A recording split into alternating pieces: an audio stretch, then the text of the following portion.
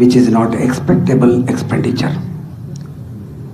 జనరల్గా ఉన్నోళ్ళు పెద్ద ఇల్లు కట్టుకుంటారు, లేనోళ్ళు గుడి చేసుకుంటారు, అందిన కాడికి ఉన్నోళ్ళు కొద్దిగా గొప్పగా పెళ్లి చేసుకుంటారు, లేని వాళ్ళు చిన్నగా ఖర్చుతో పెళ్లి చేసుకుంటారు. కానీ ఇక్కడ ఒక గుడిసెల్లో ఉన్న వాళ్ళ కొడుకు బయటికి పోయి యాక్సిడెంట్ అయితే, హెడ్ ఇంజరీ అయితే, నువ్వు గుడిసెల్లో ఉన్నవా పేదరికంలో ఉన్నావా చూడరు. మొట్టమొదటిగా 10-15 లక్షలు కట్టు, అట్లయితేనే ట్రీట్మెంట్ మొదలైద్ది అంటారు. కానీ వాళ్ళ దగ్గర కుదవబెడదామంటే ఇల్లు ఉండదు, అమ్ముకుందామంటే పుస్తకం తాడే ఉంటుంది. కానీ తల్లి ప్రేమకి ఉన్న కుటుంబం లేని కుటుంబం తేడా ఉండదు. కాళ్ళ మీద పడుతుంది కొడుకును బతికించమని, కానీ కనికరించదు పైసల సమాజం. అందువల్ల క్యాన్సర్ ఇవాళ డే టు డే కారణాలు ఏమైనా కావచ్చు, ఎన్ని సెమినార్లు, ఎన్ని ప్రణాళికలు, ఎంత ఎఫర్ట్స్ ఉండొచ్చు, కానీ దేశంలో మాత్రం క్యాన్సర్ల మరణాలు పెరుగుతున్నాయి. ఇంత టెక్నాలజీ వచ్చింది, ఇంత ఫెసిలిటీస్ వచ్చినాయి, కానీ నేను చూసిన మట్టుకి క్యాన్సర్ వచ్చిన తర్వాత, అది ముదిరిన తర్వాత బతికిలో ఇంతవరకు చాలా తక్కువ మంది చూస్తాం.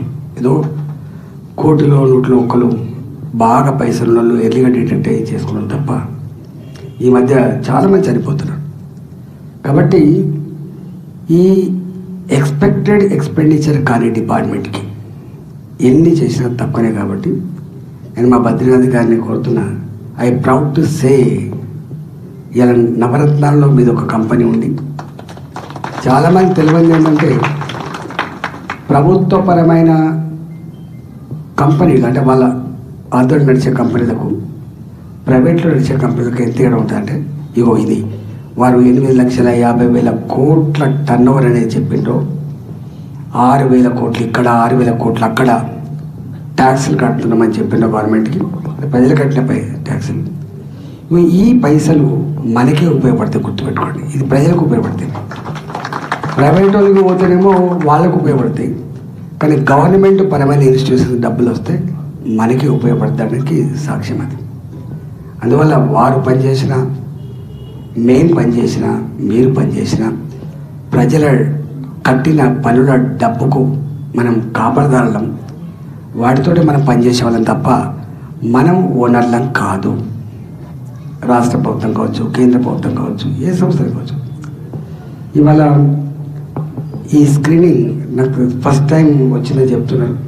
నేను ఒకటే మా డాక్టర్లకు విజ్ఞప్తి చేస్తున్నాను, జనరల్గా దాని అక్యురసీ ఏందో నాకంటే ఎక్కువ మీకెరక, దాని అక్యురసీ ఏందో నాకంటే ఎక్కువ మీకెరక.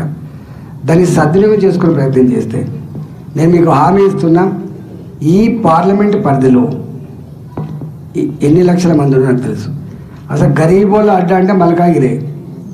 భారతదేశంలో ఎవరికి ఉపాధి కావాలన్నా, ఎవరు పొట్ట చేత పట్టుకొని వచ్చినా మొట్టమొదటి సెటిల్ అయ్యేది మల్కాయి పార్లమెంట్ సెటిల్ అవుతారు. అందుకని దీన్ని మినీ ఇండియా అంటారు, దీన్ని మినీ ఇండియా అంటారు.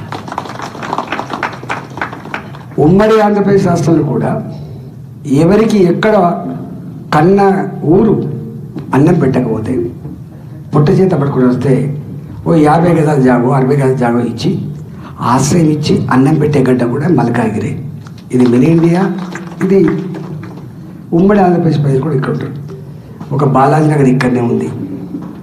హైదరాబాద్ ఏ హైటెక్ సిటీ చూసి మనం మురిసిపోతామో, ఇది ఒక న్యూయార్క్ లాగా ఉందని చెప్పి మనం భావిస్తున్నాం.